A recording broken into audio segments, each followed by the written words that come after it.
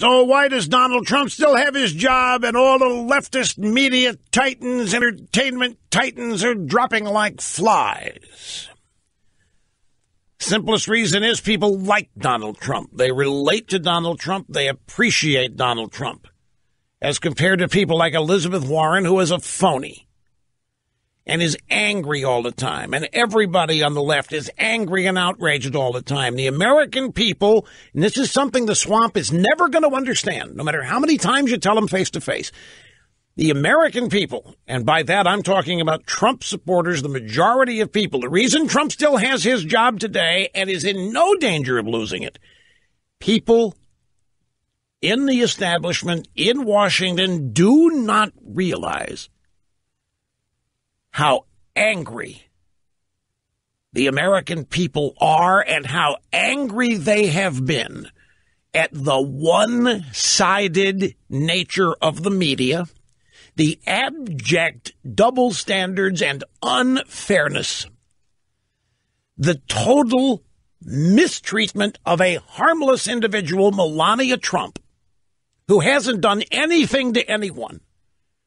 They mock, they laugh at, they make fun of, they try to hurt and harm, while on the other end of the scale, they lift up and praise Hillary Clinton, Michelle Obama, Elizabeth Warren, and any other hypocrite leftist female. There is never any introspection. There is never any investigation. There is never even a negative word or suspicion about people on the left who a majority of Americans view as incurring great damage and harm on this country. The people inside Washington, out of both parties, of all media, never Trumpers, half-baked Trumpers, Trump supporters, if you're in Washington, I don't think you, even though you might think you know, I don't think people there understand how long this anger has raged, and it's real. They don't understand the depth of the perception of the rigged game that the media and the Democrat Party are running. They don't get how angry these people are at members of their own party who don't stand up to it, who cower at the first sign of obstruction or objection from the media. It's a combination of frustration and anger and rage that is all completely legitimate. And Donald Trump stands up to it and swats it all away like they're a bunch of insects and flies, enjoys it and smiles, and is not affected, is not taken off his game, is not misdirected by any of the usual things the media and the Democrats do to take out Republicans, to destroy them. Trump welcomes the assaults, and he promotes them, and he tweaks them, and he encourages them. I don't think people who don't watch the news the way you and I do. Let's take yesterday as an example. I don't think people who casually absorb the news. Can you absorb the news casually? Let me rephrase this. I don't think people paying scant attention to the news beyond headlines, the way we watch the news, understood the impact of yesterday.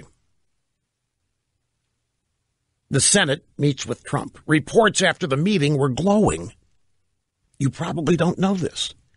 Trump met with the Senate yesterday. What you probably know is that Chuck and Nancy were outraged and didn't show up to a meeting with Trump.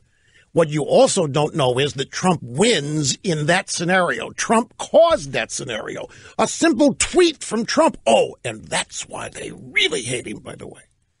They hate that he tweets, and they hate that his tweets are effective, and they're doing everything they can to try to make those tweets ineffective, and they can't. They don't have anybody on their side that can use Twitter anywhere nearly as effective as Trump does.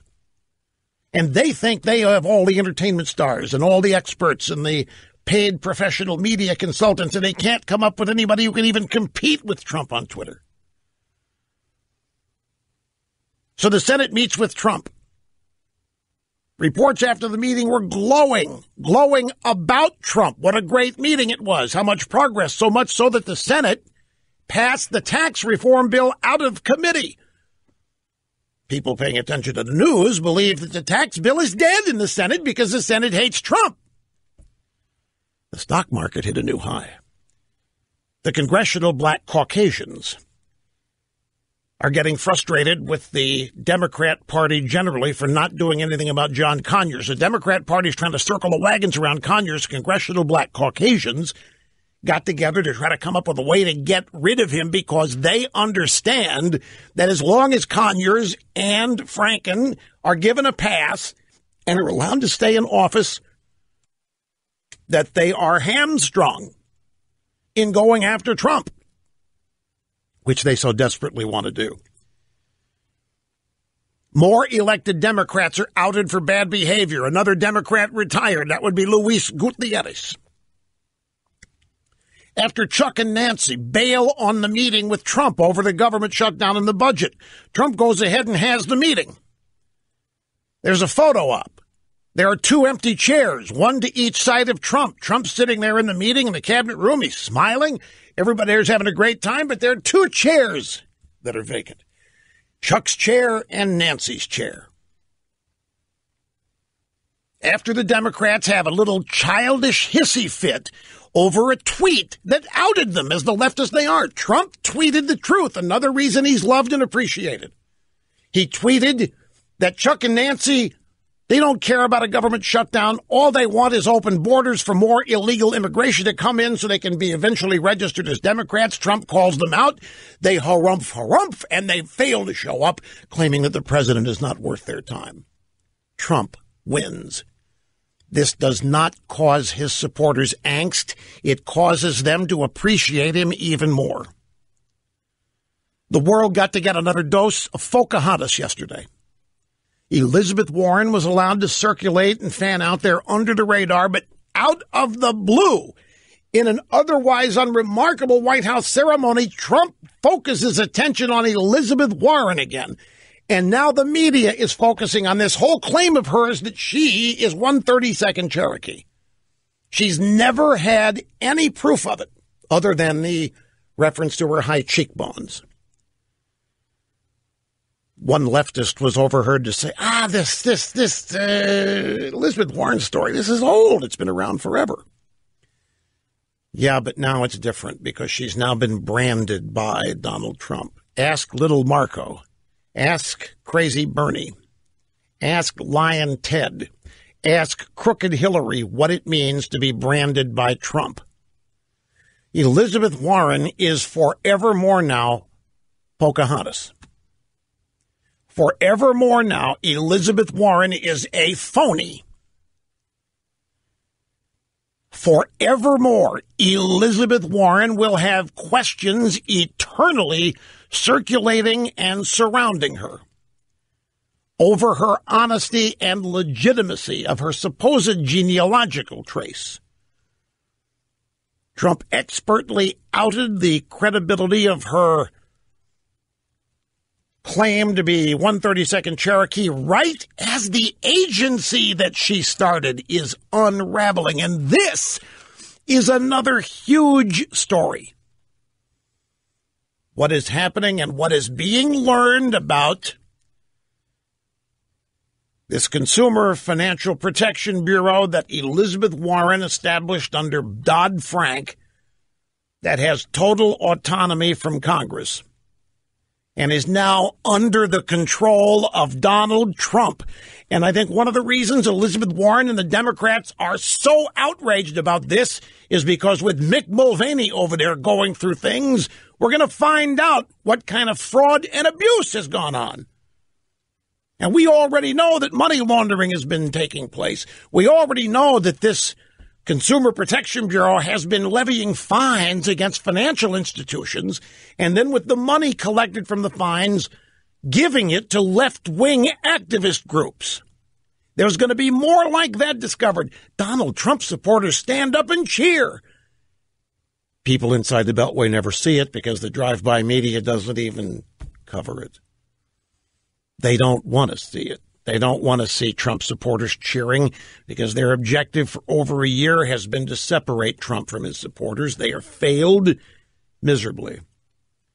A judge ruled for Trump, and the only way the judge could rule, if the Constitution still matters, that Trump gets to name his director at that bogus and untethered slush fund called the Consumer Financial Protection Board, started by Pocahontas.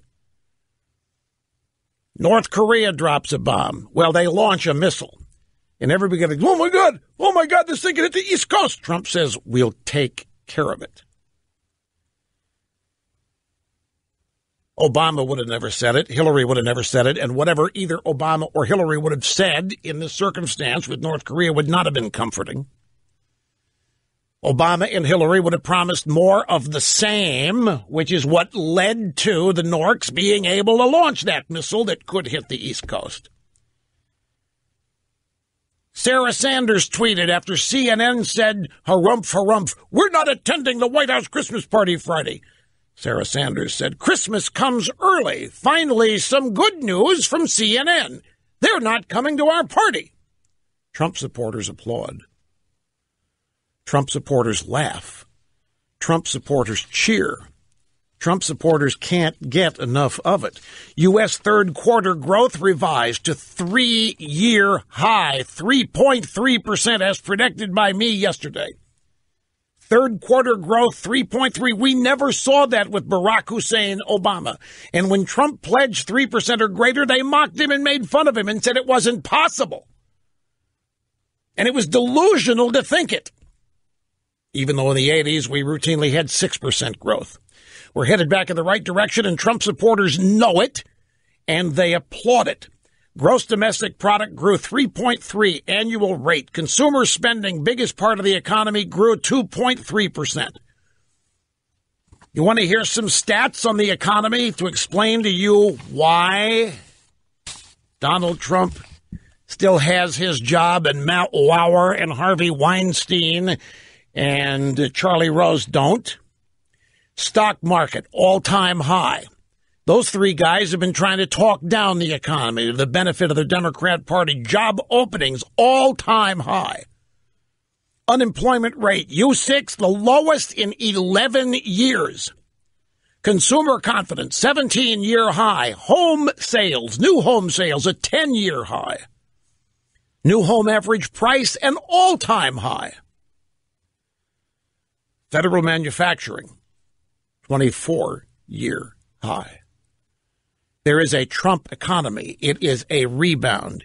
There is a surging, growing economy. The stock market was at 18,000 1 year ago. Do you realize this?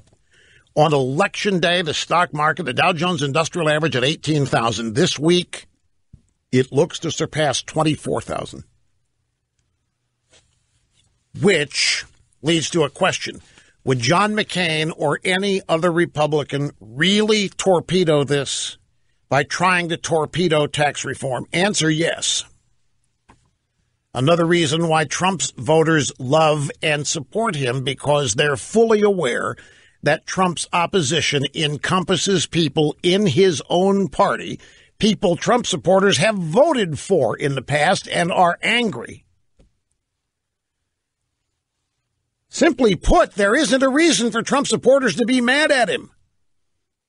It's just the opposite. Let me take a brief time out. We will continue when we get back. Don't go away.